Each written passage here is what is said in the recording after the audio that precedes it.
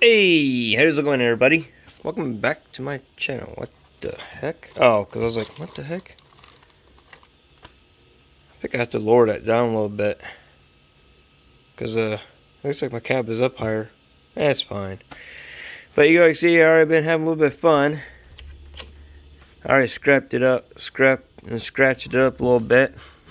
I flipped it outside already. I'm not worried about it because it's just easy paint. I just paint right over it and it cures. Or covers it because it's OD green, or not OD green, it's camouflage green, or whatever they'll call it. Rust time sucks because it takes a long time to dry. And this is, I mean, it's been a while, so this is kind of dry. It ain't tacky, but I got a new phone case and used it as a storm and forgot how tacky it is. And my phone's been drying for 2 days now, and it's still kind of tacky, but I'm still going to use it no matter what because it's on my phone now. So, this is what I came up with to show you guys and ladies the D12. This is that motor mount I printed out, and I'll show you guys what I'm printing now because I'm making a new RC project. I'm using the guy's 4x4 frame to do it with because I don't have, and nobody else made like a normal style D12 frame. But I made his design a little bit different. What I did was, where the motor mount hooks, or the servo hooks here, I cut that completely off in Tinkercad. So it doesn't really have, like you see right here, I got rid of that right there because I don't need it anymore. So I got rid of those so that I can mount a servo on the axle itself. That's what I'm going to use it for. So right now I'm printing out a new motor mount, not for this truck, for a new project that I'm working on. It's going to be sweet when it's done. I'm excited. And I fixed my steering by using one of the WPL, the upgrades you can get for like, what truck is it? The C24 or the C14 WPL truck, which is basically these trucks right there.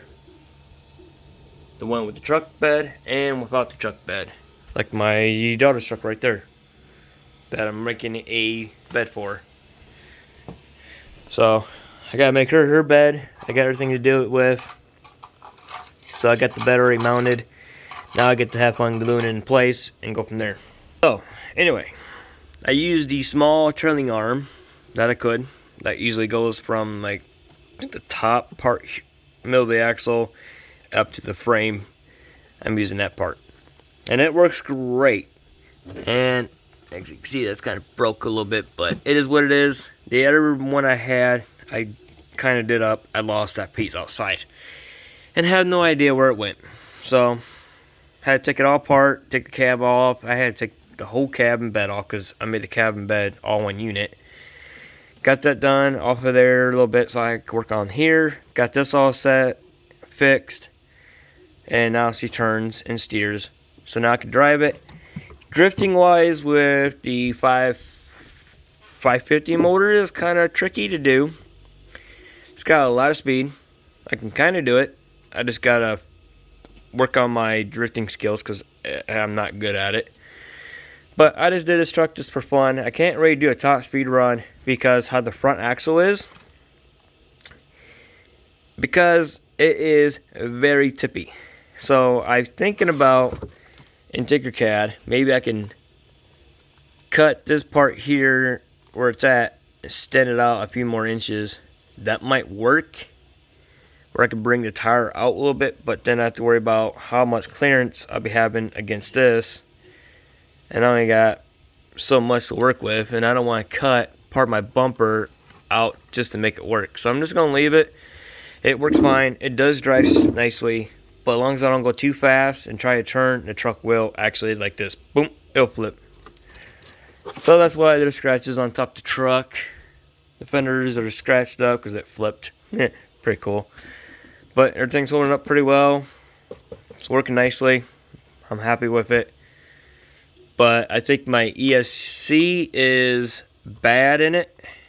This is on my Red Cat Volcano EPX. Same thing with the motor, like I talked about. As I can see, the 550 on the side, and it has, well, it was Red Cat on it, but not anymore. But everything else, it works pretty good. I got the lights hooked up, and then all I have to do is put my custom panel right here that I made for it. I can just set it on here, over the switch, open on switch, and then just pretty much screw it down into the wood that I glued on the side. So here is, oh, it's done after an hour and 25 minutes. I think it said it would take about an hour and something, but not too bad. No support. I did put a berm on it because I'm in the Endler group on Facebook, or the Karate Endler group with the Endler 3s or something like that. Because that's what I first started. My first machine, I don't like those machines anymore. But this machine, I have no problems with it. Everything's been working great. This is my second bed plate I got. It's been working great. Now I just gotta let it cool down, or I can just come up to it and just pop it up like that. That don't look too bad. No supports either. But I did put a berm around it. I don't like the berms, but it's gonna help keep the corners down. So I figured, why not use the berm? Because a lot of people on the inlet, this guy have been having the same issues I get, where a corner will peel up and then the print doesn't look that great. Like, for instance, I made some trucks for HO scale, and you can see it just how warped it is, and it ain't supposed to look like that. You can see just how badly it really is, and it's pretty bad. And the wheels don't even really turn either, because it's a mess.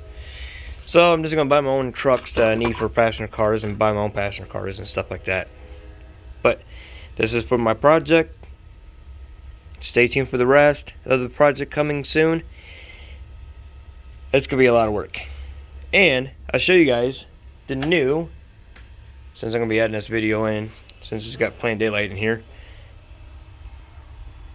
This is for the Glacier update, and I already did my first modification to it.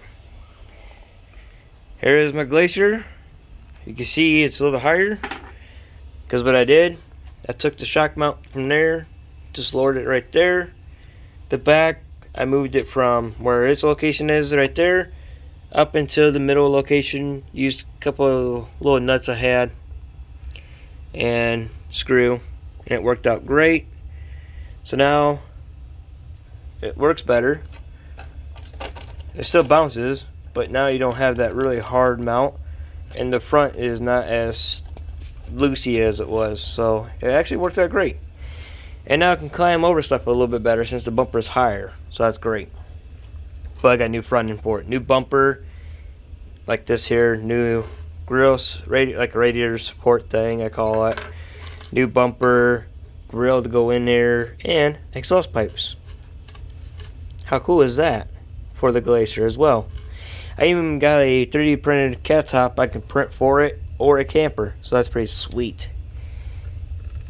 Yeah, I think the exhaust pipes, I think they screw into, what the heck? I think they screw into something like this, maybe?